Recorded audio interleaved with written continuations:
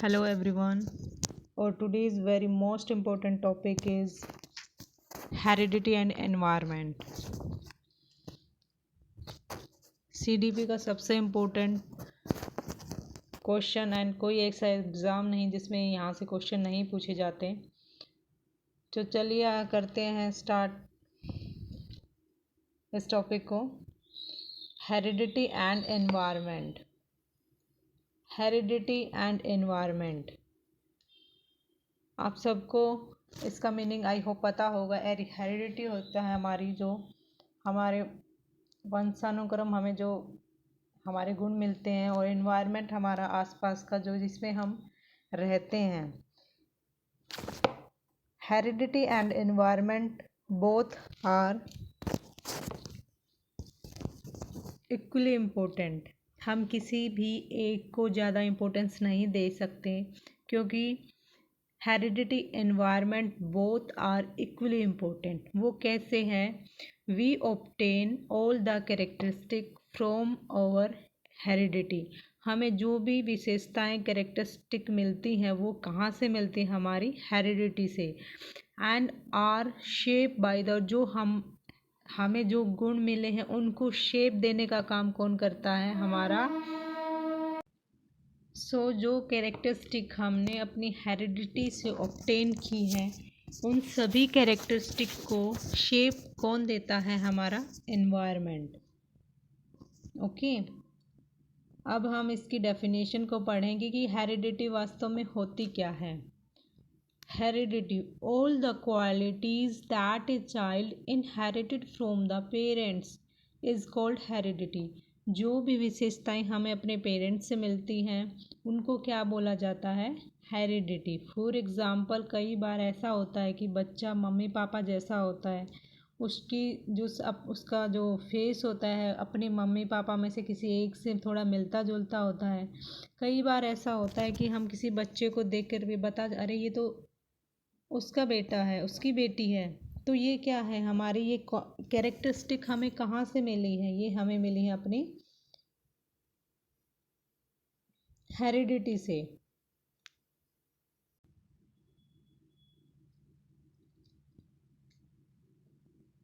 ये सब हम यहाँ पे देख सकते हैं। तो हेरिडिटी जो हमारे एंसेस्टर्स होते हैं, पूर्वज होते हैं, प्लस हमारे पेरेंट्स होते हैं, इन दोनों के जो कॉम्बिनेशन से हमें जो कैरेक्टरिस्टिक मिलती हैं वही हेरिडिटी होती है।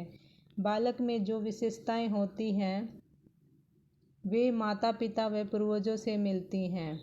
ठीक है, सेम थिंग्स। कई बार ऐसा होता है कि किसी बच्चे की आंखें ब्लू होती हैं तो उसके मम्मी पापा की भी होती है। तो हमें जो भी हमारी कैरेक्टरिस्टिक है वो हमें अपने मम्मी पापा से मिलती हैं। नेक्स्ट आता है हमारा हेरिडिटी। हेरिडिटी से हमें क्या मिलता है? Heredity provides base. तो हेरिडिटी हमें बेस देती है एंड एनवायरनमेंट प्रोवाइड्स शेप। तो हेरिडिटी क्या प्रोवाइड्स करता है? Base. And environment provides shape. यहाँ पे बच्चे आप दोनों लैंग्वेज में अंडरस्टैंड कर सकते हैं, क्योंकि सिर्फ इंग्लिश नहीं है, इसके साथ साथ जो मेन वर्ड है उसको मैंने हिंदी में भी लिखा है। नेक्स्ट आता है हमारा father of heredity and genetics. ये डायरेक्ट क्वेश्चन हमारा आता है कि हमारे जो फादर्स हैं हेरिडिटी के वो कौन है? John George Mendel. ठीक है, George Mendel thought his work on P. उन्होंने किस पे अपना वर्क किया था? पी, मटर के पौधे पर। Discover the fundamental law of inheritance. Discover किया था fundamental law of inheritance. Next we क्या बोलते हैं? He deduce that. उन्होंने क्या पता किया? That genes come in pair. जो हमारे जीन्स आते हैं वो पेयर में आते हैं। And are inherited as distinct unit, और उनकी अलग अलग यूनिट होती है। And one from each parent, और हर एक पेरेंट से एक मिलता है।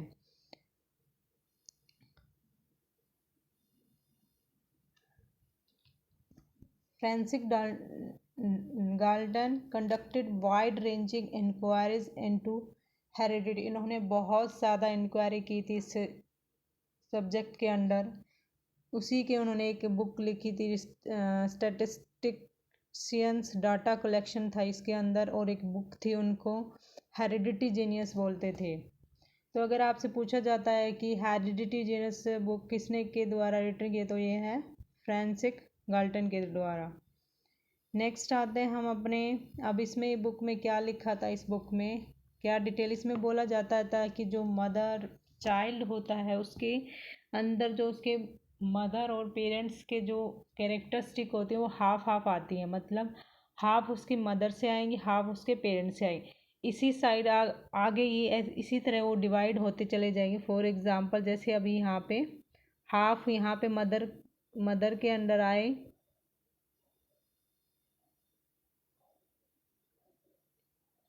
हाफ मदर के एंड हाफ फादर के, then mother side again divide होगी, हाफ का हाफ क्या होगा 1/4 1/5, इसी तरीके से ये फादर की साइड डिवाइड, देन अगेन वो डीप में जाते हुए अगेन हाफ हाफ में डिवाइड होता है। इस तरह से वो ये प्रोसीजर चलता रहेगा, और मदर साइड और फादर साइड वो अगेन हाफ हाफ डिवाइड होता रहता है। उसके बाद आता है जो हमारा जो मेल्स होते हैं, मेल से हमें क्या होता है, स्पर्म होता है, और फीमेल का ओवम होता है, एग, जिसको हम एग भी बोलते हैं। ये दोनों जब मिलते हैं तो फर्टिलाइज होते हैं, फर्टिलाइज होने के बाद इन जायगोट बनता है। उसके बाद फिर क्रोमोसोम बनते हैं, और क्रोमोसोम्स में जीन्स होते हैं। जीन्स हमारा जो क्या होता है, पेरेंट्स से जो ये जो जीन्स होते हैं ये पेरेंट्स से चाइल्ड में जाते हैं, और जो ये क्रोमोसोम होते हैं 23rd के पेयर में होते हैं। ये डायरेक्ट क्वेश्चन आता है कि कितना पेयर के क्रोमोसोम्स होते हैं, तो 23 के अगेन हम देखेंगे इन 23 में कौन कौन से पेयर किस किस को डिफाइन करते हैं। ओके, नेक्स्ट यहाँ पे जो हमने किया था, अगेन ये जो फर्टिलाइज हुआ, जायगोट बना, देन क्रोमोसोम से क्या हुआ, जीन जीन जो पेरेंट्स में गए, पेरेंट्स से कहाँ पे गए, वो चाइल्ड में। अब हम यहाँ पे दो टर्म पढ़ते हैं, एक डीएनए। डीएनए का फुल फॉर्म क्या होता है, डीऑक्सीराइबोन्यूक्लिक एसिड। डीऑक्सीराइबोन्यूक्लिक एसिड, एक अगेन नेक्स्ट होता है आरएनए, राइबोन्यूक्लिक एसिड। यहाँ पे क्या होता है, जब किसी भी लेडीज़ को बॉय होता है तो उसमें एक्स और वाई क्रोमोसोम होते हैं। एक्स इसमें जो 23 में क्रोमोसोम हमने पढ़े थे उसके में क्या थे 22, और 1 में हम इसको डिवाइड किए करते हैं तो 22 होते हैं, जो वो हमारे होते हैं ऑटोसोम्स हैं, जिसको हम बोलते हैं जो बॉडी का स्ट्रक्चर डिसाइड करते हैं कि हमारी बॉडी कैसी बनेगी। लेकिन जो एक बचा हुआ जो एक क्रोमोसोम वो हमारा सेक्स डिफाइन करता है कि लड़का होगा या लड़की होगी। अब कई बार बोलते हैं कि फीमेल में जो ये 23 में, अब यहाँ पे ये डिवाइड कर दिया मेल, मेल के अंदर जो होते हैं जो ये सेक्स क्रोमोसोम होता है ये क्या होता है, एक्स और वाई होता है, लेकिन फीमेल में सिर्फ एक्स एक्स ही सेक्स क्रोमोसोम होता है, 23 सेम रहेंगे। अब कई बार अगर बॉय होता है तो क्या बता, जो मेल का एक्स और फीमेल में तो एक्स ही होता है, वाई होता ही नहीं। तो अगर यहाँ से वाई और ये एक्स मिलेंगे तो बॉय होगा, अगर यहाँ का मेल का एक्स और ये एक्स अगर मिलते हैं तो हमारी गर्ल होती है। तो बॉय या गर्ल के होने में फीमेल का कोई रोल नहीं होता है, डिपेंड होता है क्रोमोसोम के ऊपर। नेक्स्ट आता है हमारा ट्विंस का कंसेप्ट। इसके में हम क्या करेंगे, जो 2 टाइप्स के ट्विंस होते हैं, एक आइडेंटिकल ट्विंस होते हैं जिसमें सेम टू सेम मतलब थोड़ा थोड़ा उसमें हम बोल सकते हैं कि जो आइडेंटिकल ट्विंस होंगे उसमें जाइगोट सेम रहेगा, जो फ्रैक्टर्नल ट्विंस होंगे उसमें डिफरेंट जाइगोट होंगे, मतलब बॉय हो सकता है। इसमें क्या होगा, आइडेंटिकल में क्या होगा, बॉय बॉय, अगर ट्विंस बेबी हैं तो दोनों बॉय बॉय होंगे या गर्ल्स गर्ल्स होंगे।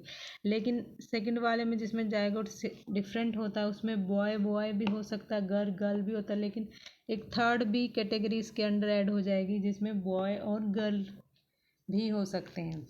वेरी इजी टॉपिक है, थोड़ा सा बस अंडरस्टैंड, एक बार नहीं आता है तो आप अगेन रिवाइज कीजिए इसको। अब आते हैं हम प्रिंसिपल ऑफ हेरिडिटी। हमारे हेरिडिटी के प्रिंसिपल कौन कौन से होते हैं।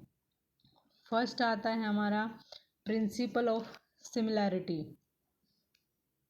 प्रिंसिपल ऑफ सिमिलैरिटी, माता पिता जैसी संतान।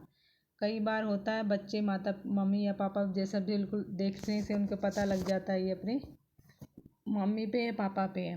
प्रिंसिपल ऑफ वेरिएशन थोड़ा सा अलग होता है, बिल्कुल सेम टू सेम नहीं मिलता है। प्रिंसिपल ऑफ रिग्रेशन बिल्कुल ही अलग हो जाना, मतलब दोनों मम्मी पापा गोरे हैं लेकिन बच्चा बिल्कुल अगर काला हो जाता है तो ये कौन से प्रिंसिपल के अंडर आता है? Principle of regression. I hope आप सबको ये सब अच्छे से समझ में आ रहा है। नेक्स्ट आता है हमारा आइडेंटिकल ट्विंस, हमने जो पढ़ा था उसमें मोनोजाइगोटिक बोलते हैं, फ्रैक्टर्नल में ट्विंस में डाईजाइगोटिक बोलते हैं, इसको मोनोजाइगोटिक, इसको डाईजाइगोटिक बोलते हैं। नेक्स्ट आता है हमारा एनवायरनमेंट, जो हमारे चारों ओर है ये सब फैक्टर हमें प्रभावित करते हैं। ठीक है, अभी तक हमने रीड किया था हेरिडिटी के बारे में। अब हम देखते हैं कि एनवायरनमेंट क्या होता है। एनवायरनमेंट हमें कैसे इफ़ेक्ट करता है, कैसे प्रभावित करता है। तो इन्वायरमेंट को हम divide, environment again pre plus आवरण, प्री प्लस आवरण, जो हमारे चारों ओर है ये सब फैक्टर हमें प्रभावित करते हैं किसी न किसी तरीके से। हमारे चारों ओर की जो भी चीज़ें हमें हमेशा इफेक्ट करती हैं। ये कौन कौन से फैक्टर होते हैं? फिजिकल भी हो सकते हैं, सोशल भी हो सकते हैं, मोरल भी हो सकते हैं, इकोनॉमिक भी हो सकते हैं, political, cultural, spiritual and emotion. Next is part of environment. Part में अगेन ये इंटरनल होगा, एक्सटर्नल होगा। इंटरनल जो बिफोर बर्थ होता है, जब बच्चा अपनी माँ के गर्भ में होता है उस टाइम पे जो फैक्टर उसे अफेक्ट करते हैं उसको हम इंटरनल बोलेंगे। और बर्थ के बाद वो इस संसार में आने के बाद जो जैसे एनवायरनमेंट से अफेक्टेड होता है उसको हम एक्सटर्नल एनवायरनमेंट बोलेंगे। अब यहाँ पे क्या होता है, जो बिफोर बर्थ क्या होता है, कितना टाइम होता है, प्री नेटल पीरियड बोलते हैं इसको हम। 28 डेज़ का भी हो सकता है, 40 वीक का, एंड 9 मंथ एंड 10 डेज़ का भी होगा। ये डायरेक्ट क्वेश्चन है, एक एक पॉइंट में एक एक क्वेश्चन है, प्लीज़ इसको अच्छे से रिवाइज कीजिएगा। एक्सटर्नल होता है birth to till death, birth के बाद हम जब तक जिंदा रहते हैं तब तक हम कैसे हमारा इन्वायरमेंट हमें इफ़ेक्ट करता है, वो आता है हमारा एक्सटर्नल के अंदर। नेक्स्ट एक इम्पोर्टेंट आता है हमारा, ये डायरेक्ट बहुत इम्पोर्टेंट है, इस 2 लाइन्स में एक क्वेश्चन है, नेचर वर्सेस नर्चर। इसमें क्या है कि नेचर वर्सेस नेचर में इनका मीनिंग पूछा जाता है क्या होता है।